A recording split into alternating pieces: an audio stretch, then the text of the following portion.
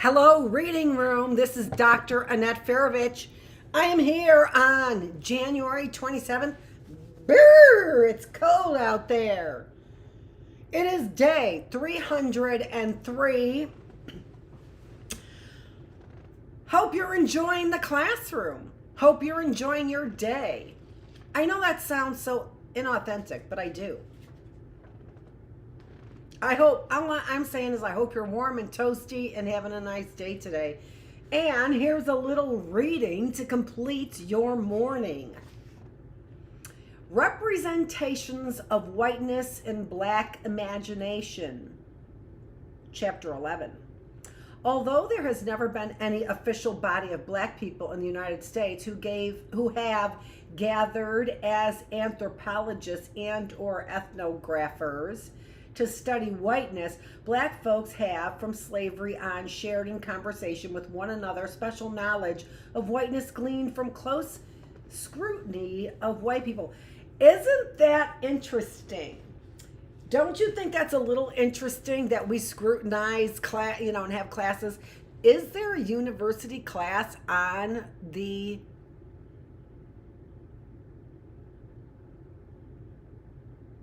what would you say? Because it's certainly rich. I mean, come on. You could do a whole program, a whole degree on white supremacy, the history of white supremacy. Not just in the United States, because you'd have to add eugenics. How about that? Where the hell is that book? It's probably out there. It's probably banned by those daughters of communist Confederates.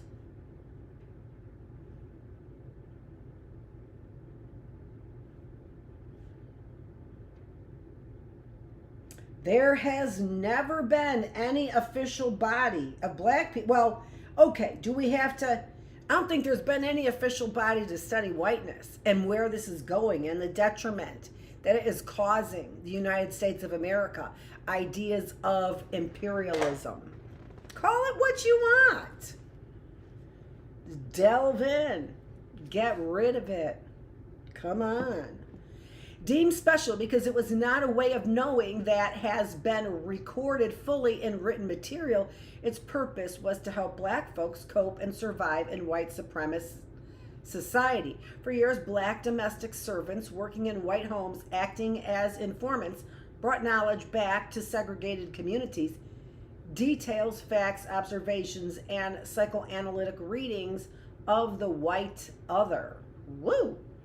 Sharing the fascination with difference that white people have collectively expressed openly and at times vulgarly as they have traveled around the world in pursuit of the other and otherness. Black people, especially those living during the historical period of racial apartheid and legal segregation, have similarly maintained steadfast and ongoing curiosity about the ghosts, the barbarians, these strange apparitions they were forced to serve.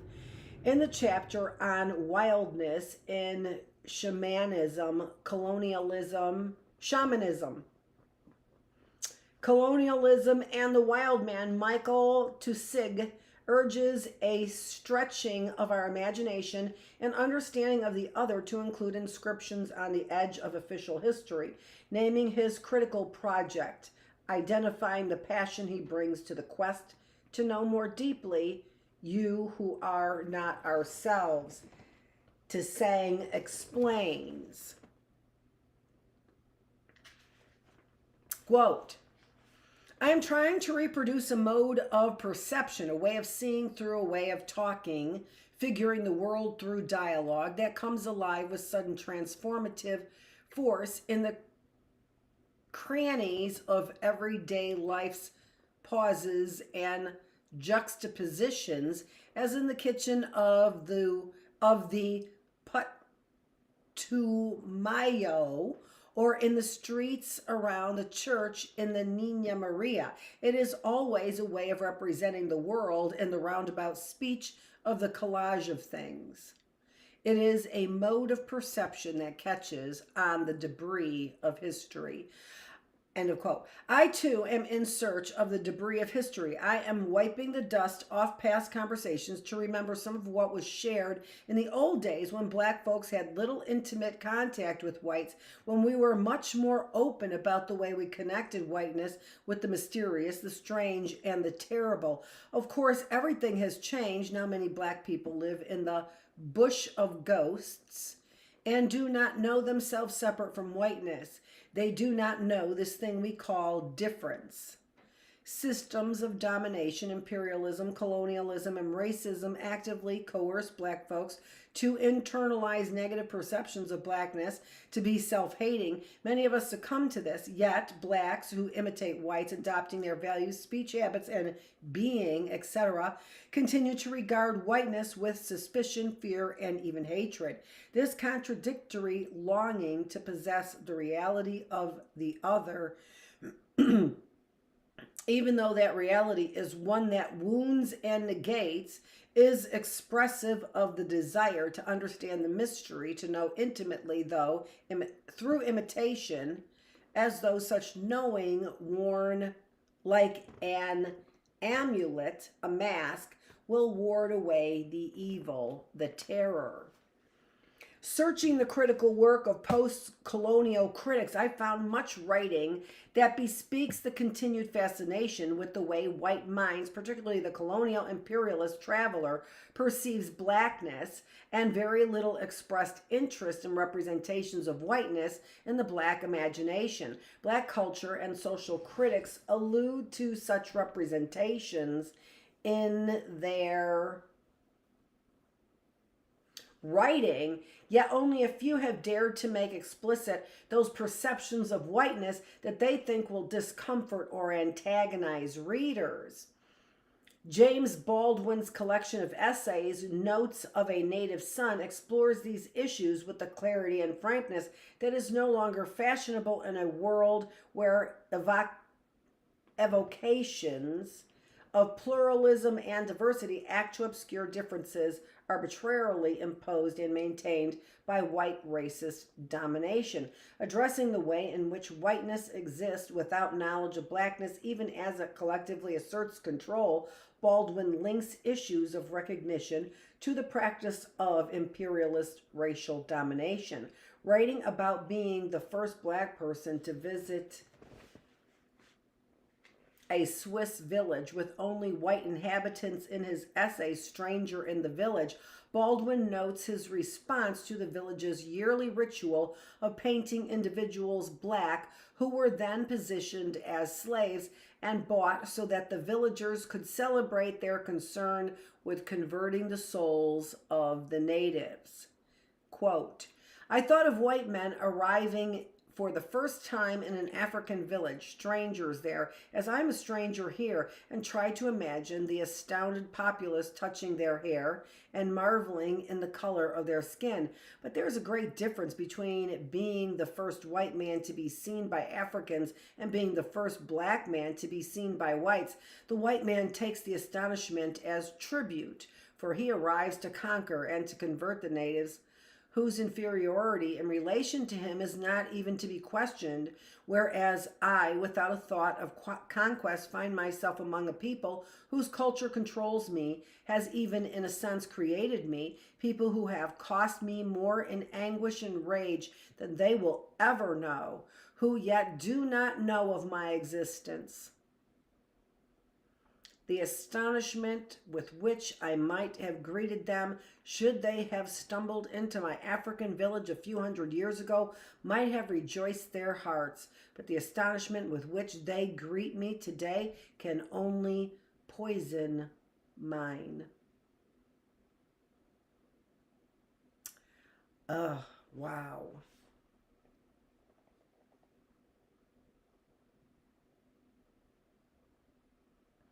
The astonishment with which I might have greeted them, should they have stumbled into my African village a few hundred years ago, might have rejoiced their hearts. But End of quote. My thinking about representations of whiteness in the Black imagination has been stimulated by classroom discussions about the way in which the absence of recognition is a strategy that facilitates making a group the other. In these classrooms, there have been heated debates among students when white students respond with disbelief, shock, and rage as they listen to Black students talk about whiteness, when they are compelled to hear observations, stereotypes, etc., that are offered as data gleaned from close scrutiny and study. Usually, white students respond with naive amazement that Black people critically assess white people from a standpoint where whiteness is the privileged signifier. Their amazement that Black people watch white people with a critical ethnographic gaze is itself an expression of racism. Often their rage erupts because they believe that all ways of looking that highlight difference subvert the liberal belief in a universal subjectivity. We are all just people, that they think will make racism disappear. They have a deep emotional investment in the myth of sameness, even as their actions reflect the primacy of whiteness as a sign informing who they are and how they think. Many of them are shocked that Black people think critically about whiteness because racist thinking perpetuates the fantasy that the other, who is subjugated, who is subhuman, lacks the ability to comprehend, to understand, to see the working of the powerful. Even though the majority of these students politically consider themselves liberals and anti-racist, they too unwittingly invest in the sense of whiteness as mystery. The white supremacist society, white people can safely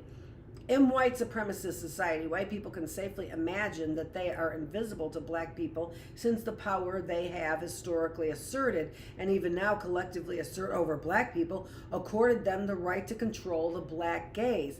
As fantastic as it may seem, racist people find it easy to imagine that Black people cannot see them if within their desire they do not want to be seen by the dark other. One mark of oppression was that Black folks were compelled to assume the mantle of invisibility, to erase all traces of their subjectivity during slavery and the long years of racial apartheid, so that they could be better, less threatening servants. An effective strategy of white supremacist terror and dehumanization during slavery centered around white control of the Black gaze. Black slaves and later manumitted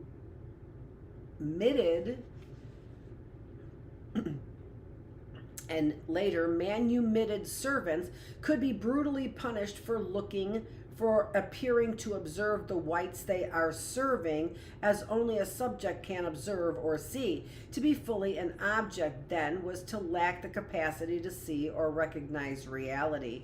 That is like a scary thought, isn't it? Because even as I squint my eyes thinking, I put forth a gaze that says, "What are you up to?" Sentence that I'm highlighting. You know what I mean? And then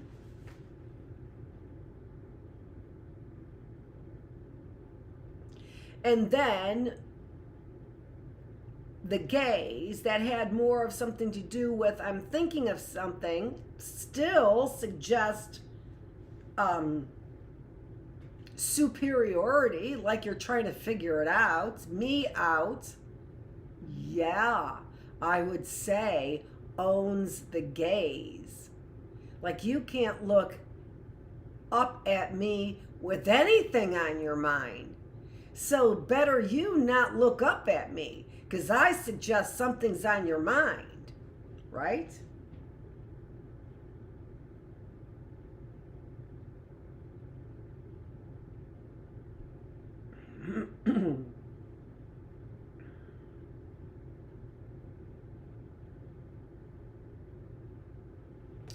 To be fully an object, then, was to lack the capacity to see or recognize reality. These looking relations were reinforced as whites cultivated the practice of denying the subjectivity of blacks, the better to dehumanize and oppress, of relegating them to the realm of invisible.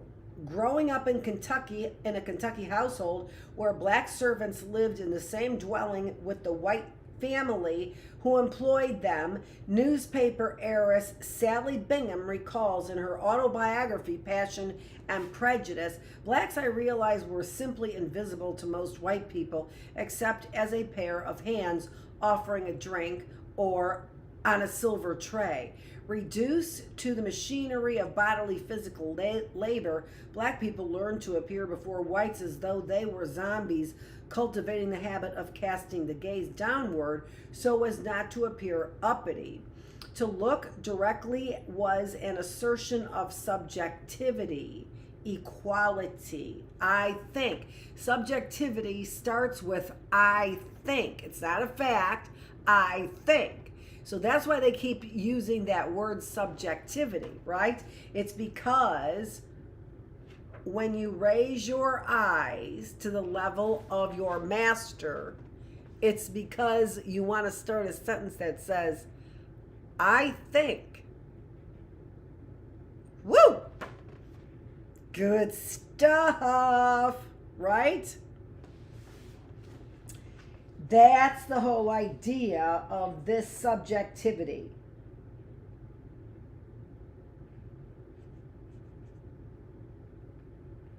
Objectivity. The fact is, sir, subjectivity, I think. You're not allowed to think, and what would make you think I care about what you think?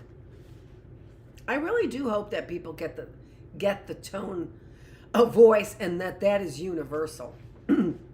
Because the statements I'm saying are in direct opposition to what I think or mean by saying them, right? You know what I'm saying? Mm-hmm. Even though legal racial apartheid no longer is a norm in the United States, the habits that uphold and maintain institutionalized white supremacy linger, since most white people do not have to see black people constantly appearing on billboards, television, movies, and magazines, etc., and they do not need to be ever on guard nor to observe black people to be safe. They can live as though black people are invisible, and they can imagine that they are also invisible to blacks. Some white people may even imagine there is no representation of whiteness in the black imagination, especially one that is based on concrete observation or mythic conjecture. They think they are seen by black folks only as they want to appear. Ideologically, the rhetoric of white supremacy supplies a fantasy of whiteness. Described in Richard Dreyer's essay, White, this fantasy makes whiteness synonymous with goodness. And by the way, this is also, although the I don't think that the variable of race was studied. It was likely because they were all white, number one. But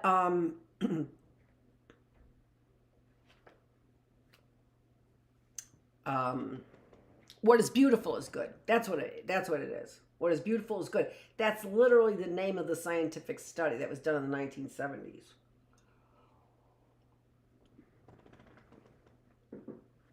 So, very similar to described in Richard Dyer's essay, White, this fantasy makes whiteness synonymous with goodness. And here's the quote.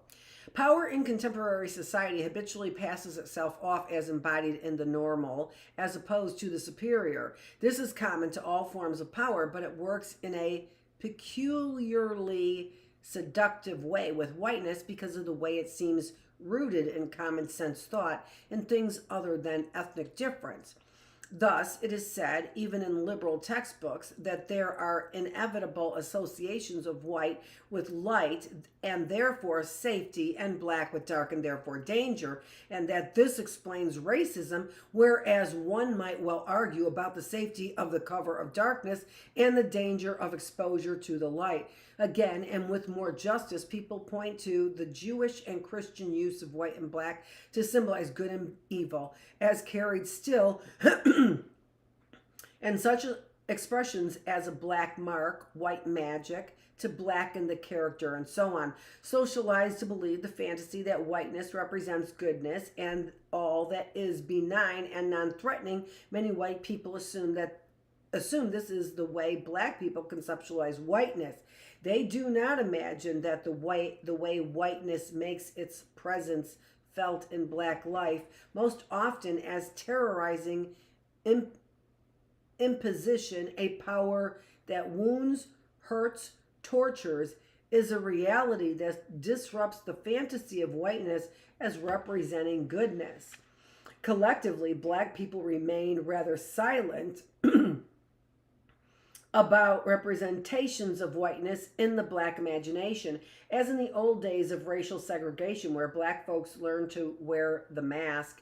Many of us pretend to be comfortable in the face of whiteness, only to turn our backs and give expression to intense level of discomfort. Especially talked about is the representation of whiteness as terrorizing, without evoking a simplistic essentialist, us and them dichotomy that suggests black folks merely invert stereotypical racist interpretations so that black becomes synonymous with goodness and white with evil. I want to focus on that representation of whiteness that is not formed in reaction to stereotypes, but emerges as a response to the traumatic pain and anguish that remains a consequence of white racist domination, a psychic state that informs and shapes the way black folks see whiteness.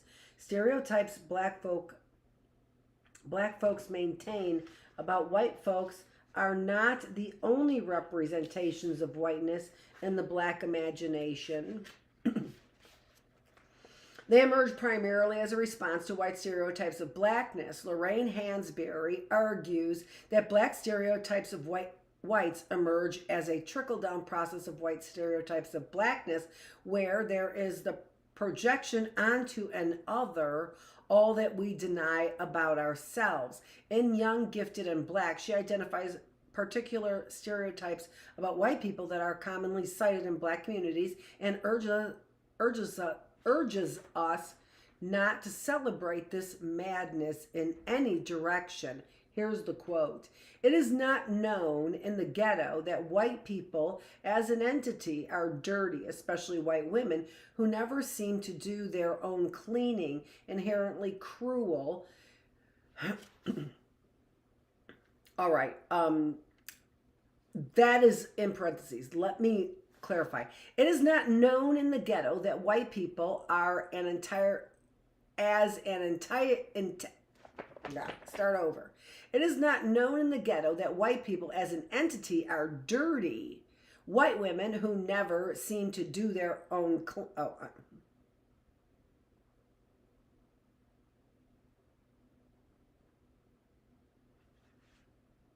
I'm going to read that again. So you get the parentheses because all these writers seem to go on. This looks like it's one sentence and it's 7 lines long. All right, so let's get the emphasis. It is not known in the ghetto that white people as an entity are dirty, especially white women who never seem to do their own cleaning. Inherently cruel, the cold, fierce roots of Europe, who else could put all those people into ovens scientifically? Smart. You really have to hand it to the MFs.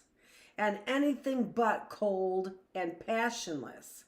Because look who has had to live with little else than their passions in the guise of love and hatred all these centuries, and so on. So, there are about 3 parentheses there. I just want to get to her full sentence. It is not known in the ghetto that white people as an entity are dirty, inherently cruel, smart, and anything but cold and passionless.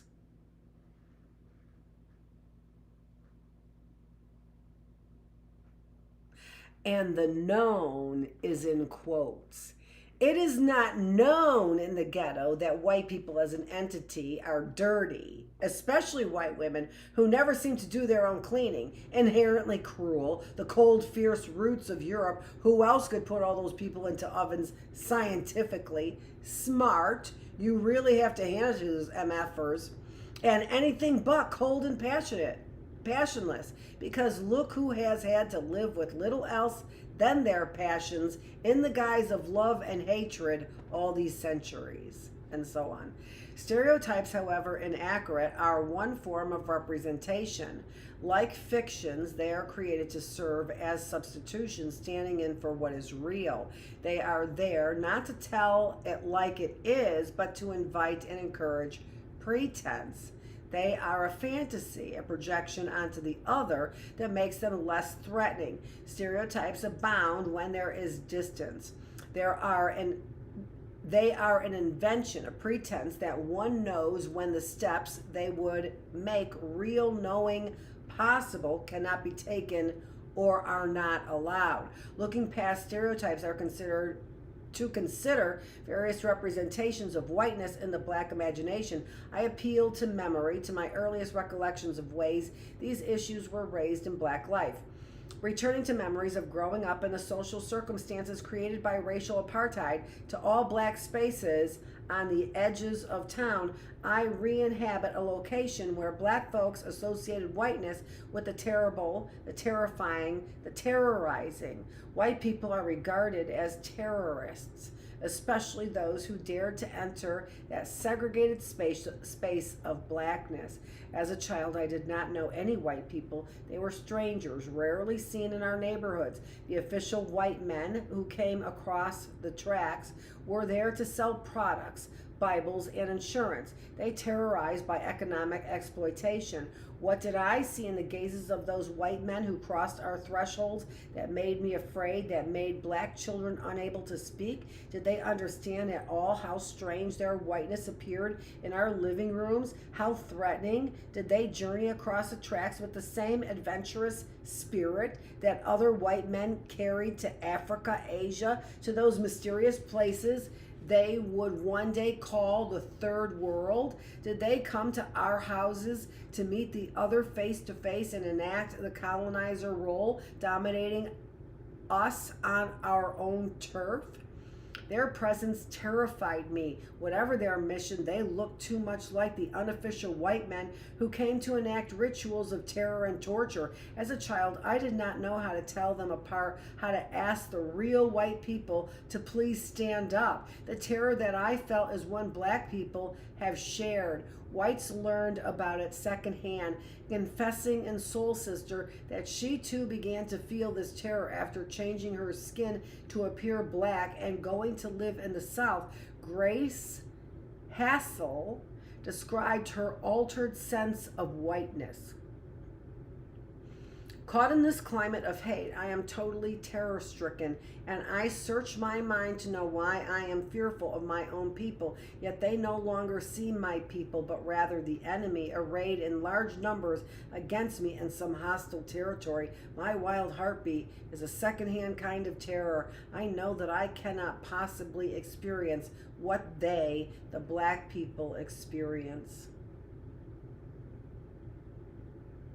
My wild heartbeat as a secondhand kind of terror. That's what I have to say about all of this anxiety-ridden chaos that has been systematic and purposeful, right? What does it create? That's what those MDs know. Oh, I'm sorry, at the University of Virginia, they're called Mr. or Mrs. They lose their PhD title after all of their years of work. Oh, why is that? Because they scrutinize the MDs, and those MDs are the ones who can call themselves doctors and nobody else. I find that absolutely imperialistic, and I find imperialism deplorable. Are you kidding me? You're the leaders of our society. You're poisoning us. And they call them doctors, hopefully to identify who the poisoners are. And it's not me. It's not me. So no, hopefully not. No. No, sorry. Doctors are the people who put in the 10,000 plus hours in their specific area of knowledge, profession, expertise. That's who the PhDs are. I don't know who they give those doctors, those MDs to. I have no idea. I have no interest. But they sound to me like the people that we've been fearing. Like treacherously fearing. My wild heartbeat that they've created because of all this fucking nonsense is a secondhand kind of terror. And those motherfuckers that call themselves MDs fucking know it. Black folks raised in the North do not escape this sense of terror. In her autobiography, Every Goodbye Ain't Gone, Idabari Njeri begins the native of her northern childhood with a memory of southern roots, traveling south as an adult to investigate the murder of her grandfather by white youth who were drag racing and ran him down in the streets. Njeri recalls that for many years, the distant and accidental violence that took my grandfather's life could not compete with the psychological terror that had begun to engulf my own. Ultimately, she begins to link that terror with the history of Black people in the United States, seeing it as an imprint carried from the past to the present. Quote, as I grew older, my grandfather assumed mythic proportions in my imagination. Even in absence, he filled my room like music and watched over me when I was fearful. His fantasized presence diverted thoughts of my father's drunken rages. With age, my fantasizing ceased. The image of my grandfather faded. What lingered was the memory of his caress. The pain of something missing in my life, wrenched away by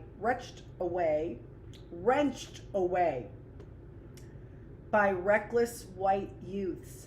I had a growing sense, the beginning of an inevitable comprehension, that this society deals blacks a disproportionate share of pain and denial. Even in absence, he filled my room like music and watched over me when I was fearful. His fantasized presence diverted thoughts of my father's drunken rages. With age, my fantasizing ceased. The image of my grandfather faded. What lingered was the memory of his caress, the pain of something missing in my life, wrenched away by reckless white youths who are in training in this country. I mean, I've talked about it in Bookless Classroom, and we have seen the evidence in and what they've talked about the Germanic schools here.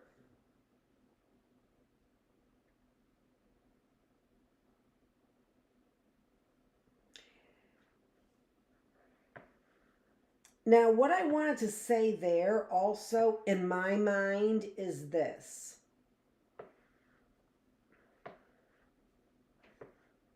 So, what do we want?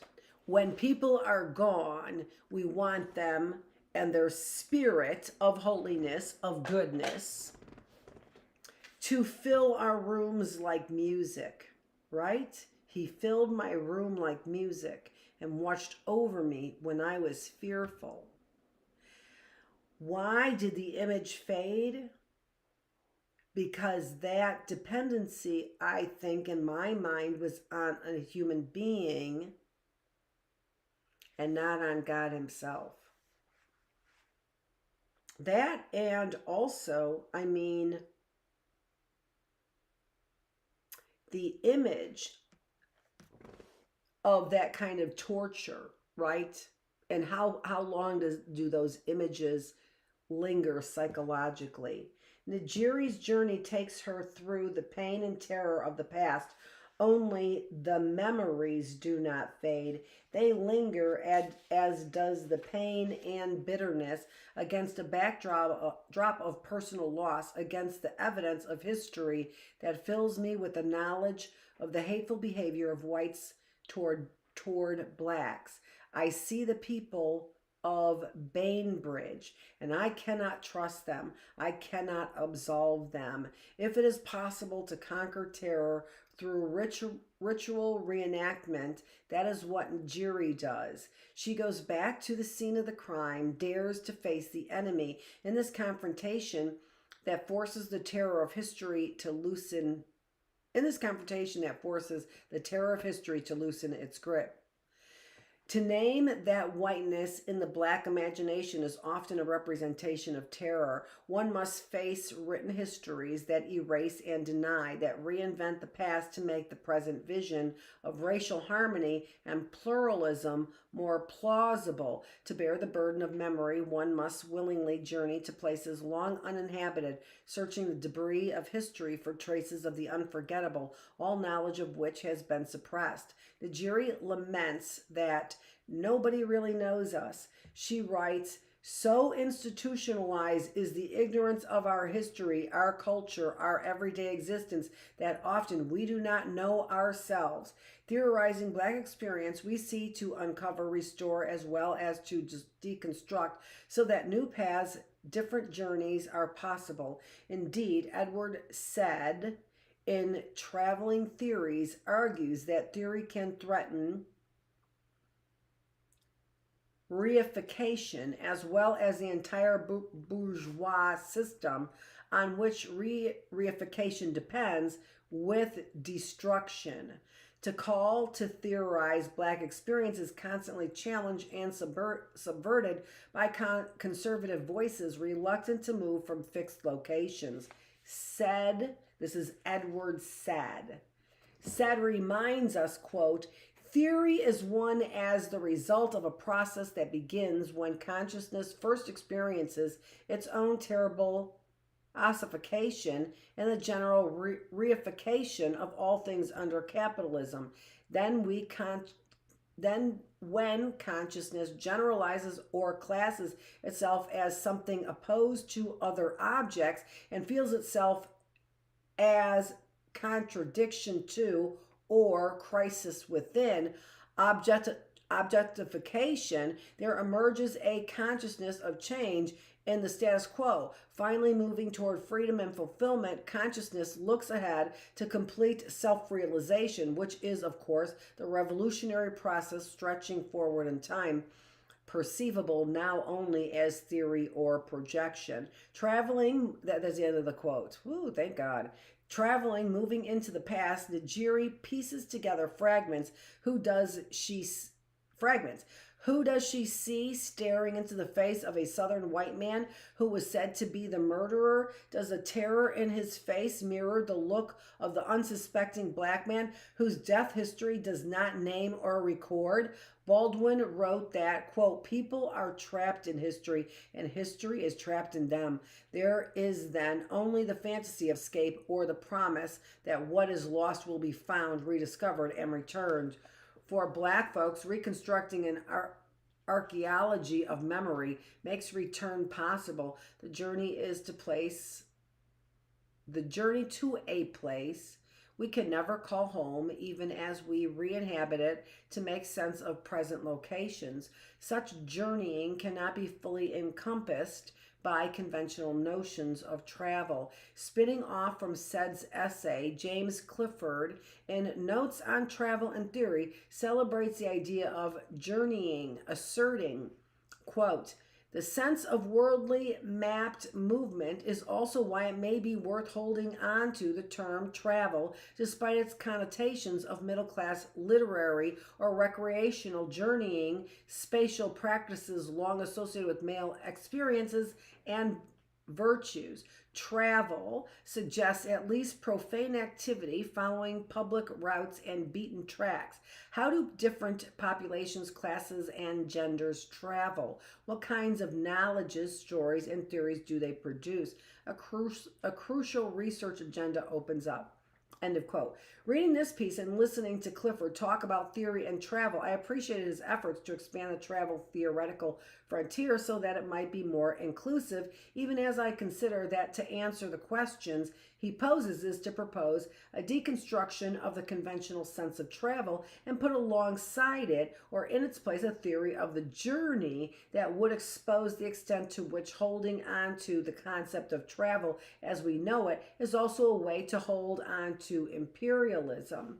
For some individuals, clinging to the conventional sense of travel allows them to remain fascinated with imperialism, to write about it, seductively evoking what Renato Rosaldo aptly calls in Culture and Truth imperialist nostalgia. Significantly, he reminds readers that even politically progressive North American audiences have enjoyed the elegance of manners governing relations of dominance and subordination between the races.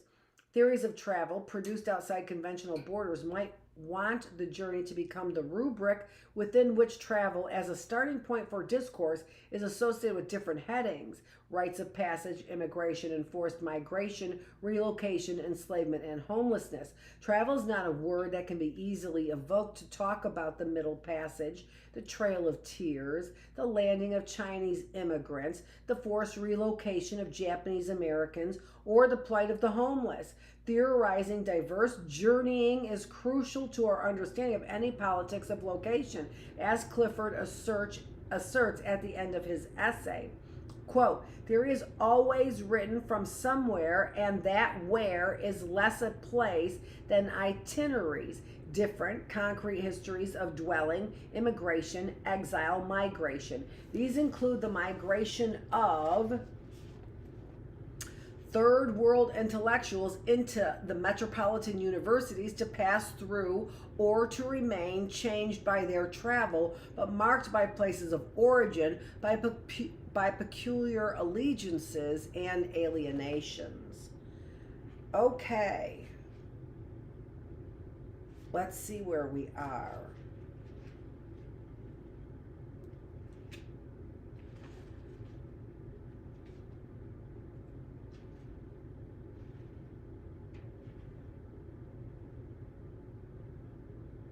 I think that's it for today.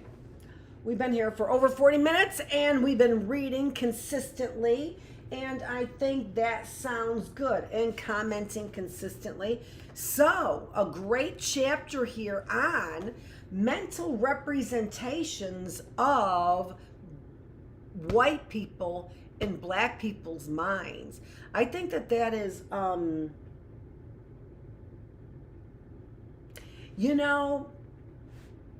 when you think about that and what the author is saying, Bell Hooks, what she is saying is that it is always one of terror. Always one of terror. Well, I certainly hope that I am not a part of that group. Because even if you present yourself, do you not hear it screaming in all directions? What she said was that, and the people who are to be feared the most are people like me, who come into black communities hoping to straighten things out, right? Oblivious. Those are the ones to be most feared, because in the end, if anything becomes disagreeable, still. Now I say like me, but not me, because I'm not white. And not in the purest sense, right?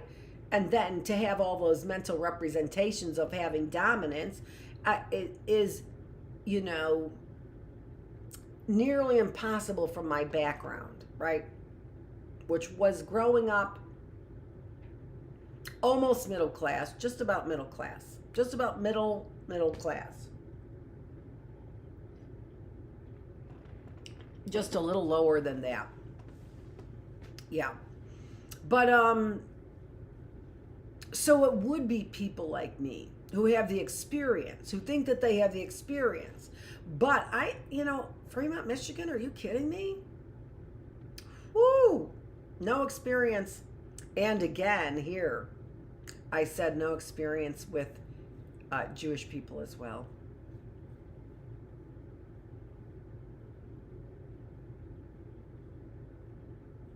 And it is a shame, isn't it, when you think about it?